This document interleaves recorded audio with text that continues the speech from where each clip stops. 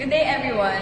Today we will be presenting our interpretation of the early Christian persecution during the Roman Empire.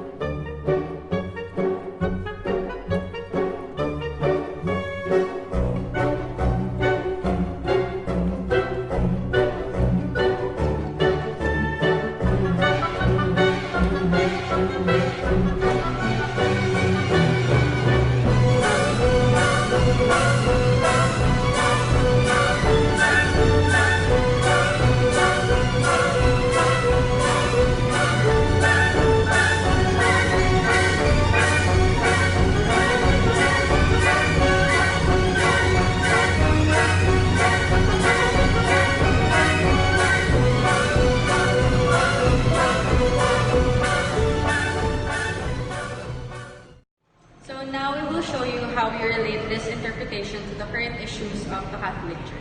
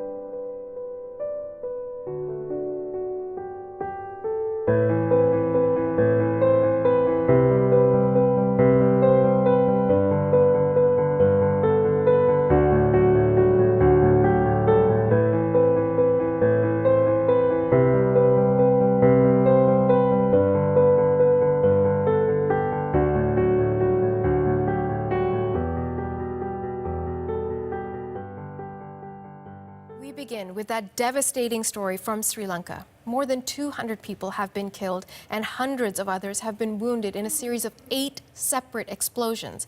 The bombings hit churches and hotels across the country.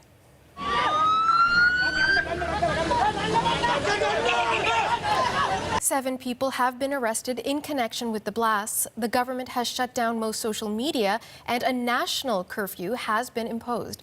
For more on how people in Sri Lanka are doing, we reached Jhana Julian. He's an editor with thepublicnext.com in the capital, Colombo.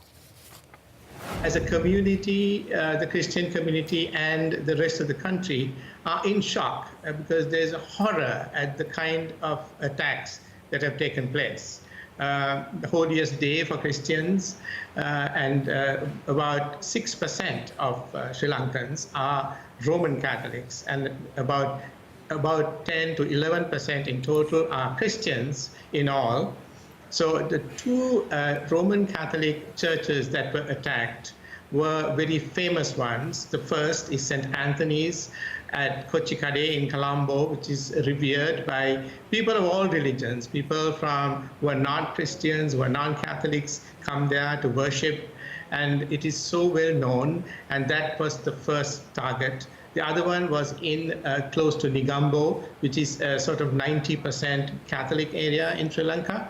So those two attacks were horrifying. The third attack on a Christian church was in Batticaloa on the eastern coast, which was on an evangelical church, the Church of Zion. And those three attacks on Easter Sunday morning was really horrific, and people have not suffered like that. The other attacks on three five-star hotels in Colombo, was supposedly the safest area of the country, were at the breakfasts, the traditional Easter Sunday breakfast that people have after they finish the vigil, as many Christians would know. And those three attacks also claimed many lives. So the total 450 injured, 207 dead is really horrific, brings back memories of the war, of the 30-year war that Sri Lanka fought, and that war ended 10 years ago. So people are remembering those things and remembering the tensions, the fear that they had, and that is really upsetting for all Sri Lankans. That was Arjuna Ranawana. He's an editor for RepublicNext.com. He was in Colombo.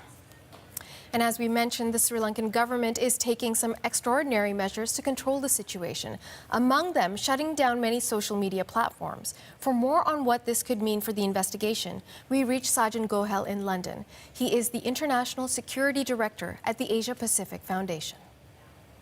The Sri Lankan authorities are concerned about electronic chatter of information going through social media, that it could potentially create further tensions. There could be repercussions from what's taken place. They may also be worried that the fact that these attacks didn't just necessarily happen all together, most of them did, but then we saw subsequent attacks taking place in sequences. So they were perhaps worried that there could be follow-up plots as well. And by closing down social media, which is not going to necessarily be entirely possible, especially if people are using VPN, but by trying to do that, they're hoping that they can isolate where potentially these plotters were involved, who they were communicating with, is there an external hand? Because they do seem to have a fix now as to the people that were perhaps firstly directing this attack or carrying it out, but they want to see if there's a wider network, and by controlling social media, they might be able to ascertain that. That was Sajan Gohil. He is the International Security Director at the Asia Pacific Foundation. We reached him in London.